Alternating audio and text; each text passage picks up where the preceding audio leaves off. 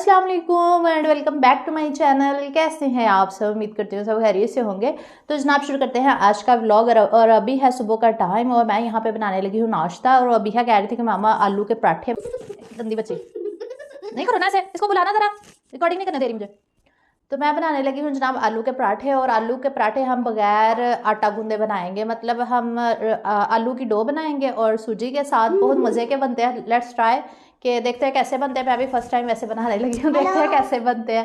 तो चलो फिर शुरू करते हैं आज का व्लॉग, इसको इग्नोर करें।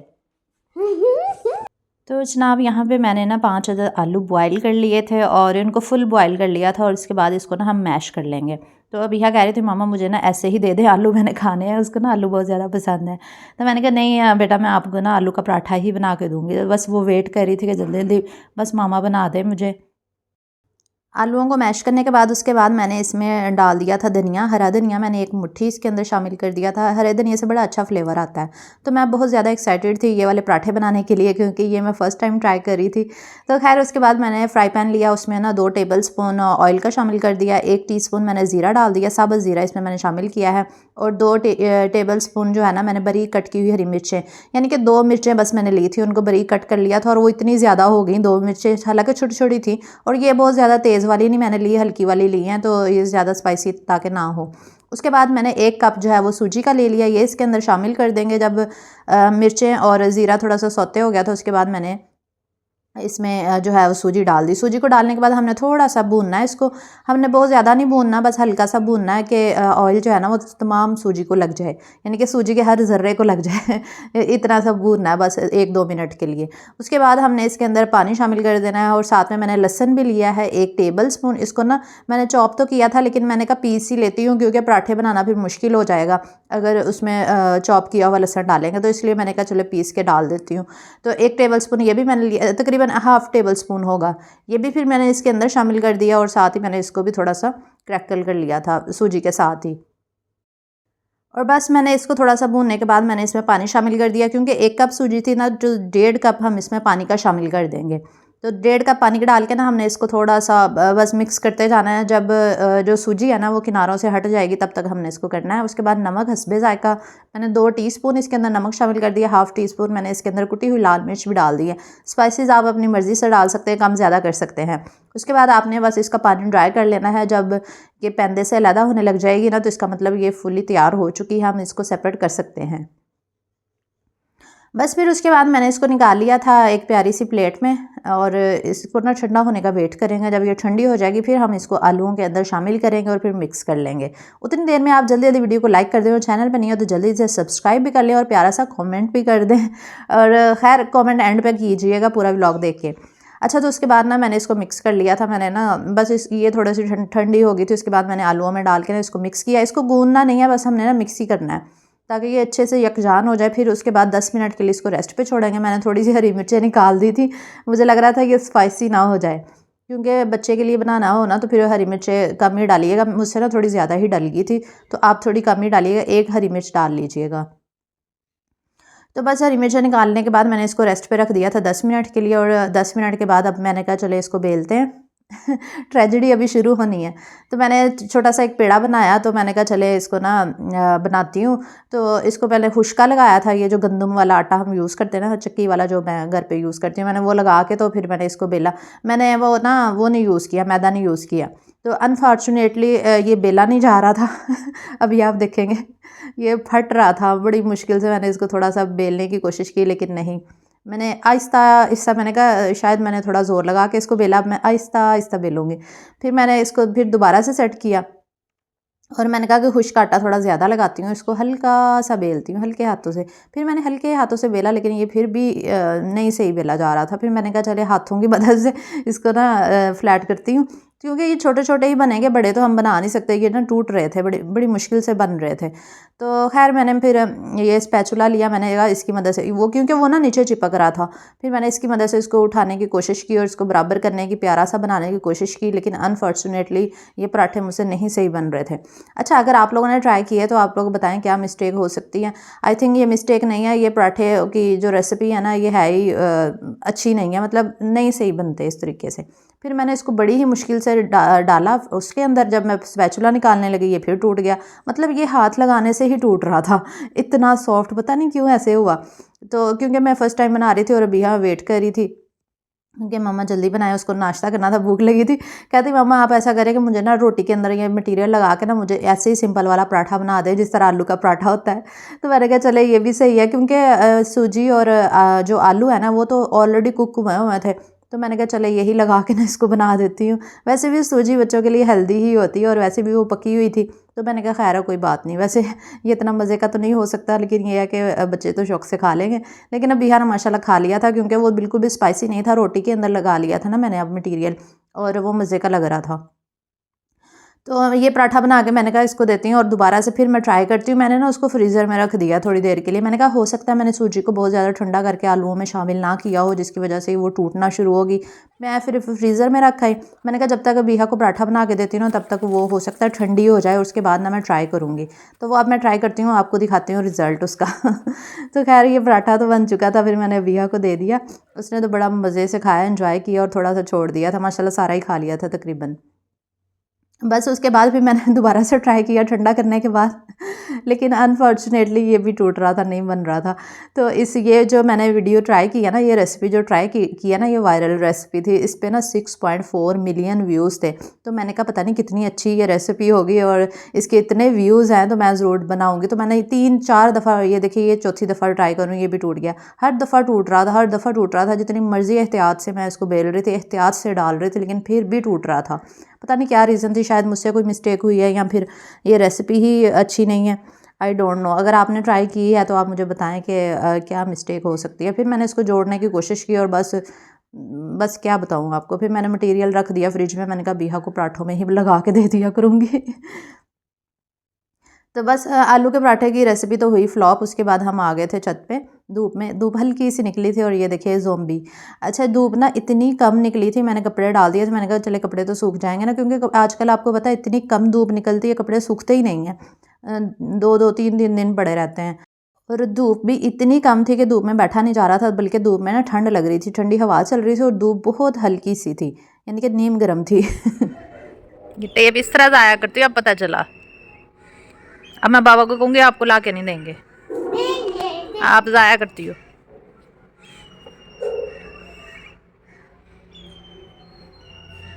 और जनाब इस वक्त हो रहा है लंच का टाइम और मैंने ये अपर जो है ना अपने हस्बैंड का पहना हुआ है। ये इतना ज़्यादा गर्म है, इसमें बिल्कुल भी ठंड नहीं लग रही थी। इसलिए मैंने ये वाला पहना हुआ है। अच्छा तो अभी ना मैंने फ़िश मंगवाई है लंच के लिए, क्योंकि मैं डाइटिंग पे हूँ ना, तो फ़िश जो है ना वो खा सकते हैं। एक पीस आप ले सकते हैं फ़िश का, चिकन का, या फिर मटन, बीफ के कबाब या चिकन के कबाब आप खा सकते हैं। तो मैंने सोचा कि मैं फ़िश को मैरिनेट करके रख लेती हूँ और शाम में सिर्फ एक पीस फ़िश का ले लिया करूँगी, क्योंकि प्रोटीन की भी ज़रूरत होती है ना। तो जैसे ही थोड़ा सा वेट कम हो जाएगा ना, फिर प्रॉपर इंशाल्लाह डाइट प्लान आपके साथ शेयर कर दूंगी। तो अभी मैं आपको फ़िश को वॉश करने का तरीका और इसको किस तरह आप स्मेल दूर कर सकते हैं वो तरीका बताऊंगी, और इसके अलावा मसाला लगाने का तरीका बताऊंगी, यानी कि इसको मैरिनेट कैसे कर सकते हैं। तो चलिए फिर शुरू करते हैं। तो मैंने कहा चले फ़िश को ना पहले मसाला लगा के थोड़ी देर रखती हूँ, फिर इसको वॉश करती हूँ और फिर उसके बाद इसकी मैरिनेशन करूँगी और आपके साथ शेयर करूँगी। जब मैं इसको मसाला लगाने लगी थी, ये देखें इनके कट्स, ये जो शॉपकीपर होते हैं ना ये सही तरह काटते ही नहीं है और इतनी मुश्किल होती है ना फिर फ़िश को सेपरेट करने में। ये बस टक टक करके पकड़ाने की करते हैं इतनी स्पीड से, मतलब पूछे कि टुकड़े तो सेपरेट कर दिया करें अच्छे तरीके से। चिकन भी ऐसे ही इन्होंने काटा होता है, फ़िश भी ऐसे ही काट के देते हैं ये लोग, सही तरह काटते ही नहीं हैं। तो मैंने इसको ना हल्का सा नमक लगा दिया था, मतलब ज़्यादा नहीं लगाया, 1 टीस्पून, और उसके बाद 2-3 टेबलस्पून मैंने इसके अंदर लेमन जूस डाल दिया। वैसे उसके बाद मैंने ना इसमें अजवाइन भी डाल दी 2 टेबलस्पून। अच्छा इसमें ना उन्होंने कुछ मसाले लगाए होते हैं, मेरे ख्याल से अजवाइन वगैरह ही लगाई होती है। और मैंने उसके बाद ना बेसन भी डाला इसमें 2 टेबलस्पून और इसको मिक्स करके ना मैंने रख दिया। अब मैं वॉश करूँगी ना तो ये अच्छे से इसकी स्मेल वगैरह निकल जाएगी और साफ़ सुथरी निकल आएगी। वैसे आप खाली अगर दही और बेसन भी लगा के रख देना उससे भी स्मेल चली जाती है, या फिर सिरका लगा के रख दे उससे भी हो जाता है। अगर कुछ भी ना लगाएं तो फिर भी साफ़ हो ही जाती है। तो मैंने कहा चले कोई बात नहीं, थोड़ी देर जो है वो लगा के रख देती हूँ, क्योंकि मैं नए नए तरीके जो है ना वो ट्राई करती रहती हूँ ताकि मेरी कंटेंट में इम्प्रूवमेंट आ सके ना। तो उतनी देर में मैंने कहा चले मैं ये मैस वगैरह समेट लेती हूँ, बिहा ने जो मैस किया होता है। तो वैसे तो मैं इसको कहती हूँ भैया आप सब सारा कुछ उठा के ना रखा करो, अपनी सेटिंग किया करो, लेकिन फिर भी माँ को जो है ज़ाहिर है आपको पता है करना पड़ता है। और ये जब बड़ी हो जाएगी फिर ये सब कुछ थोड़ी ना करना पड़ेगा, अभी बचपन है उसका कोई बात नहीं। मैं कहती हूँ कि अगर बचपन में अगर हम बच्चों को मौका दें ना अपनी मर्ज़ी से काम करने का, तो बच्चे बड़े क्रिएटिव होते हैं। अगर हम हर वक्त उनको रोकते टोकते रहे ना, तो बच्चे फिर क्रिएटिव नहीं बनते, वो एहसास कमतरी का शिकार हो जाते हैं। इसलिए हम ज़्यादा रोकते टोकते नहीं हैं, जो करना है वो करती रहती है। बस अभी आधा घंटा हो चुका था, तो मैंने कहा कि अब वॉश कर लेते हैं फ़िश को। तो यहाँ पे मैं ले आई थी निकाल के क्या, फिर किचन में ही पड़ी थी, फ्रिज में नहीं रखी थी। तो मैंने इसको वॉश किया अच्छे से, और ये देखिए कितनी साफ़ सुथरी निकल आई है और बिल्कुल मैल कुचैल सारी उतर गई, और इसकी ना स्मेल भी ख़त्म हो गई इस तरीके से। लेकिन नमक का हमने ध्यान रखना है कि जब इसमें, क्योंकि हमने नमक बाद में भी लगाया था, और जो शॉपकीपर होते हैं उन्होंने भी नमक और अजवाइन वगैरह लगा के ही वो देते हैं, तो इसलिए हमने मैरिनेशन में बहुत कम नमक यूज़ करना है, वरना ये बहुत नमकीन हो जाएगी। तो खैर मैंने इसको ना छलनी के अंदर रख दिया था, मैंने कहा इसका पानी जो है ना वो स्क्वीज़ हो जाए, उसके बाद मैं इसकी मैरिनेशन करूँगी। तो बस इसका पानी सारा निकल चुका था और फ़िश बिल्कुल ड्राई हो गई थी। फ़िश ड्राई करने के बाद ही आप मैरिनेशन किया करें। तो बस इसको मैंने बाउल के अंदर डाल दिया था, और अब मैं इसके अंदर अब मैं अलहदा से एक बाउल लिया, उसके अंदर मैंने 4 टेबल स्पून लहसुन अदरक का पेस्ट लिया, क्योंकि मैं 2 केजी फ़िश को मैरिनेट कर रही थी। 2 केजी मैंने इकट्ठी ही मंगवाई थी, एक-एक पीस मैंने कहा डेली खा लिया करूँगी। और उसके बाद मैंने इसमें लेमन का जूस डाल दिया। लेमन जूस आप जितना डालें ना उतना ही कम है, मैंने 3 से 4 चम्मच डाल दिए, या फिर आपके पास साबुत लेमन है उनका जूस निकाल के भी आप डाल सकते हैं। उसके बाद मैंने अजवाइन डाल दी 1 टेबल स्पून, आधा टेबल स्पून मैंने कुटी हुई लाल मिर्च, और आधा टेबल स्पून से भी कम मैंने नमक डाला, बल्कि 1 टीस्पून ही डालना है, ज़्यादा नहीं डालना। और उसके बाद हाफ़ टी स्पून इसमें पिसी हुई लाल मिर्च डाल देंगे, और आधा टेबल स्पून ज़ीरा पाउडर, आधा टेबल स्पून धनिया पाउडर, और गरम मसाला पाउडर भी आप डाल दें, और हल्दी, और साथ में मैंने अजवाइन भी इसके अंदर शामिल की है। बस इसको अच्छे से मिक्स कर लेंगे, और उसके बाद हमने इसमें बेसन डालना है। अगर आपने तवा फ़िश बनानी हो, फ्राई फ़िश बनानी हो, ये सारी रेसिपीज़ की ना एक ही मैरिनेशन है जो आज मैंने आपको बताई है।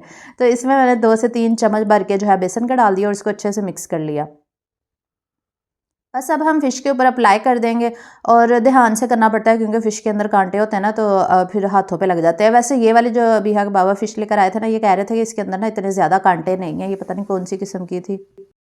तो इसलिए मैंने ना बगैर ग्लव्स पहने ही इसको मैरिनेशन कर दी, क्योंकि ज़्यादा कांटे नहीं चुभ रहे थे, तो मैंने ऐसे ही लगा दिया, एक एक पीस करके ना अच्छे से अप्लाई कर दिया था। अच्छा, अगर इसको आप ओवरनाइट रख दें या एटलीस्ट 4-5 घंटे मैरिनेट करके रखें ना फ़िश, तो बड़ी अच्छी बनती है। क्योंकि हमने बस शाम के खाने में ही खानी थी, और क्योंकि दोपहर में हमारा प्रोग्राम नहीं था फ़िश खाने का, रात को ही हम लोग ज़्यादा अक्सर खाते होते हैं। तो खैर दोपहर में हम लोगों ने खाना वगैरह खा लिया था, सालन 2 थे, मैंने फिर नहीं बनाया था आज, और चावल भी पड़े थे कल वाले, तो मैंने कहा उसी से गुजारा कर लेते हैं। बस फिर मैंने फ्रिज में रख दिया, और उसके बाद ना मेरे गेस्ट आ गए थे यहाँ पे। भाजियाँ आई हुई थी अब्बू जी से मिलने के लिए, तो उनके लिए यहाँ पे चाय पानी का इंतज़ाम कर रही थी। तो ये पैटीज़ मैंने बना के रखी होती है ना फ्रीज़र में, तो जब मेहमान वगैरह आ जाते हैं ना, तो फिर मैं फ्राई कर लेती हूँ। पहले डीफ्रॉस्ट करती हूँ माइक्रोवेव में ना 2 मिनट, क्योंकि अंदर से बिल्कुल फ्रीज़ हुई होती हैं। फिर उसके बाद मैं उसको माइक्रोवेव करने के बाद मैं फ्राई कर देती हूँ, तो बड़ी अच्छी फ्रेश बन जाती हैं। और साथ ही मैंने यहाँ पर चाय भी रखी हुई है।